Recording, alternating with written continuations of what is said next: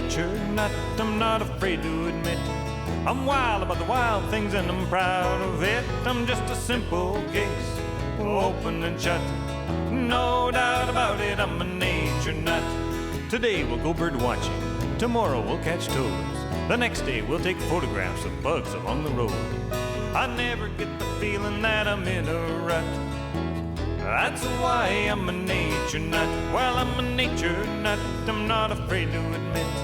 I'm wild about the wild things and I'm proud of it. I'm just a simple case, open and shut. No doubt about it, I'm a nature nut.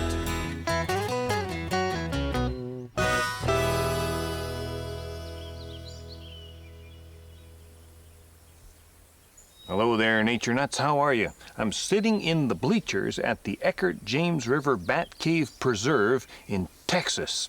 And this cave is home to up to 4 million Mexican free-tailed bats. It's the 7th largest colony of this species of bat anywhere in the world.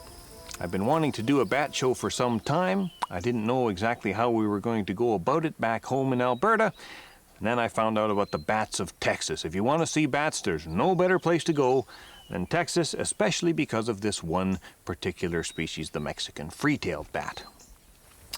Later this evening, these bleachers will be filled with people watching the emergence of bats from this cave. It should be a tremendous sight, but I won't be here. I'm going back to Austin, which is fairly close by, and watching the bats come out of the bridge that goes across the river at Congress Avenue. There's a bridge in Austin, and it holds 1.5 million Mexican free-tailed bats. It's the largest urban bat colony anywhere in the world.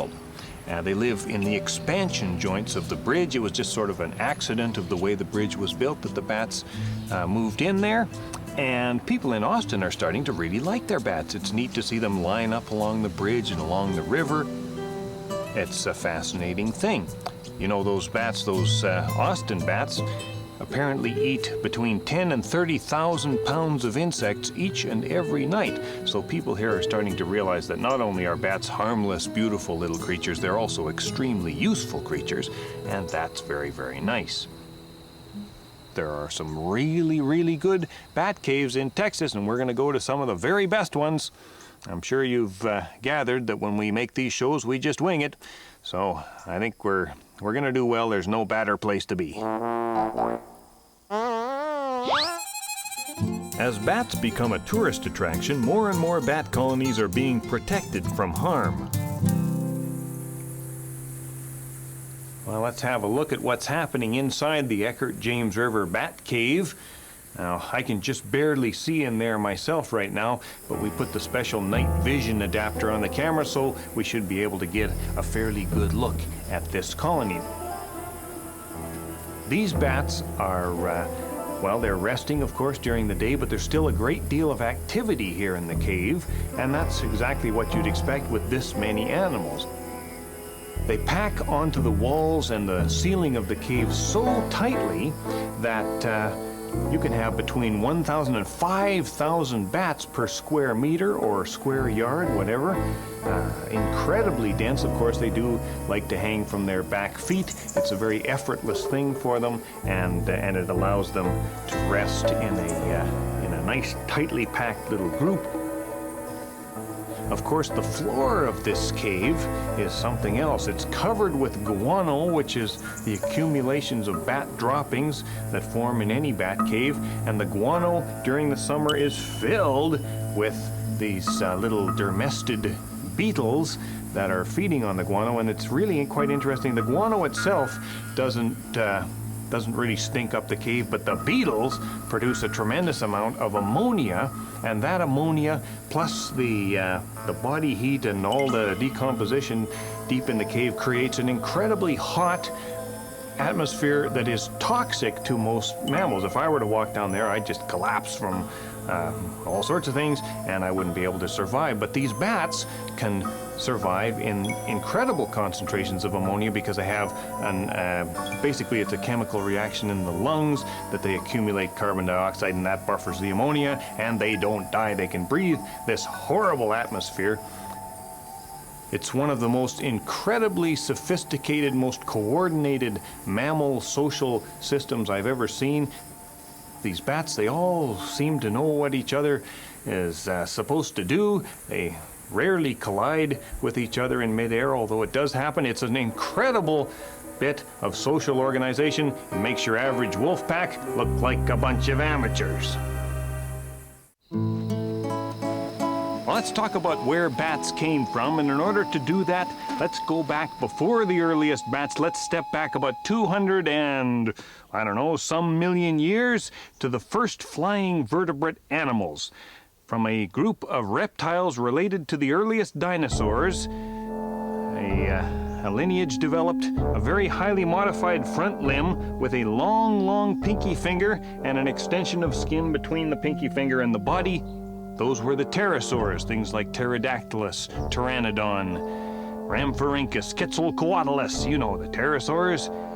But the pterosaurs, they had the air to themselves, apart from bugs, of course, for about, I don't know, 50, 60 million years, until another group of reptiles related to the dinosaurs developed highly modified scales on their front limbs, and those were, of course, the earliest birds. And for about 100 million years, the birds and the pterosaurs shared the air together and diversified and became quite an interesting group of creatures until about 65 million years ago, the pterosaurs fell from the sky for reasons that we still do not completely understand, the last pterosaurs, that is. And for the next 10 million years or so, the birds had the air more or less to themselves, until along came a group of small primate-like mammals, which developed another sort of highly modified front limb with very, very long fingers, and those were, of course, the first bats. And in a bat wing, the thumb remains more or less normal. All four fingers are extremely elongate, and they support the skin, which forms the main part of the wing membrane. So there you go. For the next 50 million years or so, the birds had the air as their domain during the day, and the bats had the air as their domain during the night. Bats and birds can flap their wings, while flying squirrels can only glide. We know all of our North American bats are what are called microchiropteran bats. That means little hand wing, and those are the bats with the pushed-in faces and the big ears. But if you go to the zoo, you can see members of the other great group of bats, the megachiropteran bats. That means big hand wing.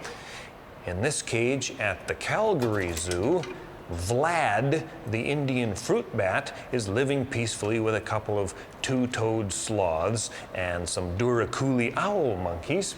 And I get a real kick out of Vlad. Vlad is, well, it's part of the group that they generally call flying foxes because their face looks a bit like the face of a little fox. And, you know, the interesting thing is, these bats are more like the earliest bats, the ancestral bats, but if you look at it closely, it's even more like the face of a little lemur, which is a kind of a primate. When you think about it, these look like the earliest bats, lemurs look a little bit like the earliest primates, and that is part of the connection that the earliest bats did come from a sort of early primate. So our primate connection to bats, it may be 50 or 60 million years old, but there it is. You can see the family resemblance. You feel kind of, you know, warm and fuzzy toward them, and they are a lot cuter than your average North American bat. Vlad doesn't eat bugs, by the way. Vlad eats mostly fruit. They give Vlad a lot of grapes. They call them the grapes of Vlad. The oldest fossil bat skeleton is about 50 million years old, from Wyoming. Hello. Perhaps you would like now some street talk about bats and human health. I know what you're thinking. Bats will give you rabies. Well, the truth of the matter is, a small fraction of 1% of all bats carry rabies, and you're not likely to get rabies unless you handle the bats and get yourself bitten. You are much more likely to contract rabies from a rabid feral dog, and even that is not really very likely.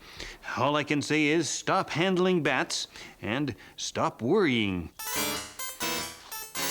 And what about vampires? Ha ha ha ha! There are such things as vampire bats, you know.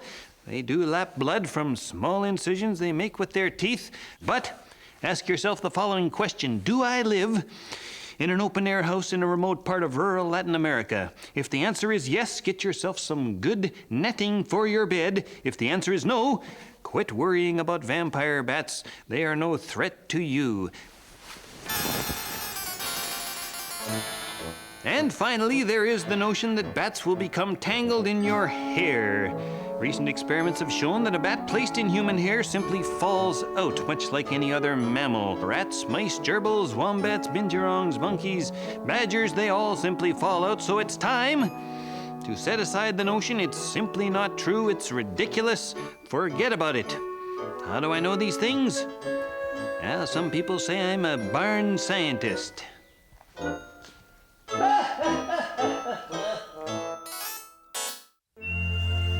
Okay, well, the sun is going down, and behind me is the Devil's Sinkhole in Devil's Sinkhole State Natural Area.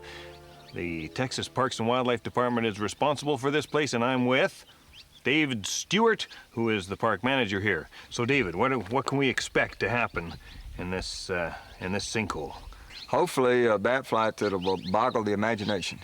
Well, this sinkhole itself boggles the imagination. This is a really impressive geologic feature. How deep is it?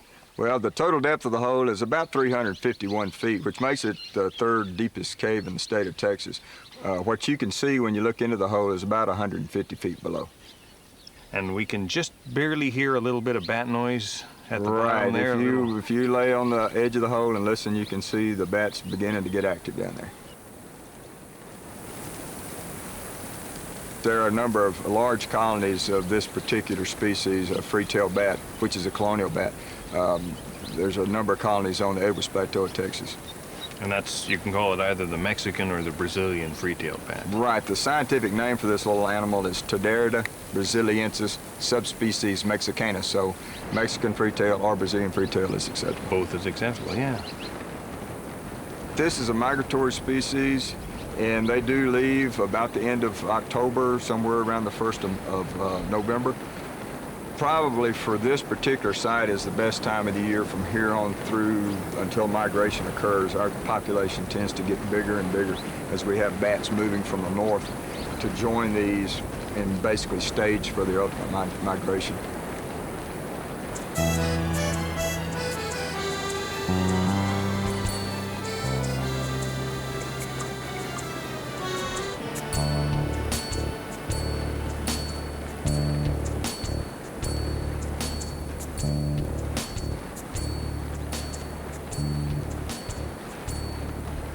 Why don't you take us through a little tour of her external anatomy here? Well, the reason these bats are called free-tails is if you'll notice between her hind legs, there's a little membrane that extends between the hind legs and encompasses part of the tail. That membrane is called a uropatagium. In most species of bats, that tail is included in the uropatagium and does not extend beyond. In the free-tails, it extends beyond the edge of that membrane, hence the name free-tailed bat. Another thing I like to point out is the skeletal structure of these little guys. Very similar to our own. In fact, their wings have the same bone structure as our arms. If you look, you've got a humerus bone right here. There's an elbow. Mm-hmm. Little elbow right there. Okay, she's gonna eat my shirt. And it culminates in a hand. It's got carpals and metacarpals and then a little thumb. It sticks up right here. The finger bones, in this case, here, and give me a wing back, girl. And up here are very long and slender and support the wing membrane. And this entire structure, the bat wing, is called the chiropatagium, which literally means hand wing. Mm-hmm. If you'll notice, the legs and feet of the bat are turned 180 degrees from what we would think of our feet being. And that is because when they're at rest, they're hanging upside down from the ceiling. Yeah, so their knees point backwards. Right, exactly. It's really weird. Yeah. And also, this camera probably can't see this, but there's little white hairs that come out of the last knuckle or last joint of their hind foot. And these are tactile hairs. In other words, they use them to feel their way around the ceiling of a dark cave. And that way they can feel the surface or their friends that they are roosting with on the ceiling of a dark cave. Many people don't think bats have eyes. She's turned her head nicely so you can see the little eye there. It's a beautiful brown eye. Yes, it is. Their visual acuity is not as good as most animals, but they can see. Another unique feature about the bats is their ear structure. And every different species of bats has a different size and shape of ear. And you'll see there'll be little structures inside the ears, and many times on their nose there'll be a little structure. And all those structures help them to perceive the different frequencies that the individual species send out for their echolocation. And that's the reason that you see these different structures on the bat's face. Yeah, these adult free-tail weighs about 11 grams on average, which equates to about a half an ounce if you want to talk in pounds and ounces. So when you see them flying around, they look much bigger than that. They're very small. Well, that's excellent. So I guess we should get her back up in the air and let her join her buddies? Yeah, she's probably fed up with being handled, so let's let her go.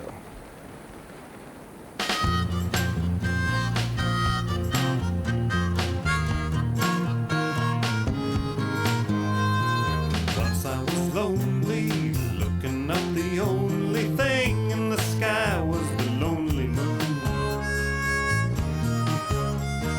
Suddenly something came out of nowhere, fluttering around that moon in June. My loneliness was gone, faded like the dawn. Fly, little brown bat, fly, chasing those bugs in the midnight sky. Fly, little brown bat, fly, singing and zagging, don't need to go bragging. Go back to sleep with the morning light. Down on the ground I found a small round thing, a tiny watch the bat had dropped. He's probably quite worried, thinks he must hurry to get back home, 'cause he's out alone and it's late. I just need to find a bat who's lost his sense of time. Fly, little brown bat, fly, chasing those bugs in the midnight sky. Fly, little brown bat, fly, singing and zagging, don't need to go bragging. You go back to sleep with the morning light.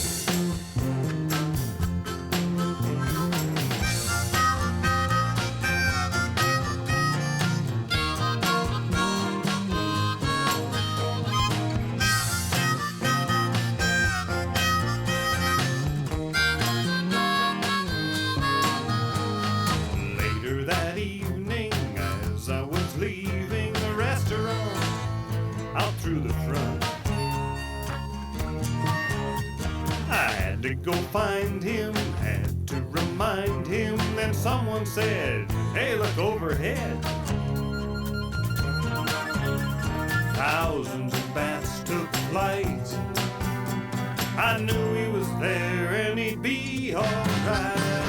Fly, little brown bat, fly, chasing those bugs in the midnight sky.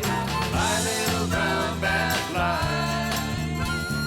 singing and zagging, don't need to go bragging. You'll go back to sleep with the morning light. Fly, little brown bat, fly, chasing those bugs in the midnight sky. Fly, little brown bat, fly. Okay, well, I'm sure you've heard that bats give off sounds in the ultrasonic range above the range of human hearing. They listen for the echoes of those little sounds, and that's how they find their way around in the dark. It's called echolocation, and it's based on the same principle as radar. But did you know that you can get yourself a bat detector and listen in on the world of bats at night? I just got this one in the mail the other day. It's from Sweden, and have a look at it. It's very simple. On one side, there's just a frequency adjustment dial measured in kilohertz. Goes from 10 up to 120. It also has a volume knob, and if you turn her up here, there, that's the sound of a bat. And what you're hearing is one pulse, one click, whatever you want to call it, per wing beat as the bat flies around. And then, there, you hear that? As the pulse is accelerated, that was a feeding buzz. As they come upon a flying insect that they want to eat, they accelerate their clicks so they can zero right in on that flying bug and catch it. And oh, here's my favorite trick. Tune it to about 20 kilohertz. That's the ultrasonic sound of my own nostrils. Fascinating, isn't it? Take one of these to a party and you can make everybody in the room feel self-conscious. Everyone has their own frequency, nasal frequency, and you can find it with one of these. The earliest bat detectors were industrial leak detectors that were sensitive to ultrasonic hissing noises. Whoa, these things really move, don't they? Well, the sun is coming up and the bats are returning to their cave to roost, and it's about time for us to leave the world of bats, but I hope you've got some idea now of just how neat, just how wonderful, just how beneficial these little guys are, whether you're looking at a million free-tailed bats down in the south or one or two little brown bats back home in your bat house. I hope you get a kick out of them. I get a kick out of them, but then I'm a nature nut. Hope you are too. See you again soon. Whoosh. Couple left to go.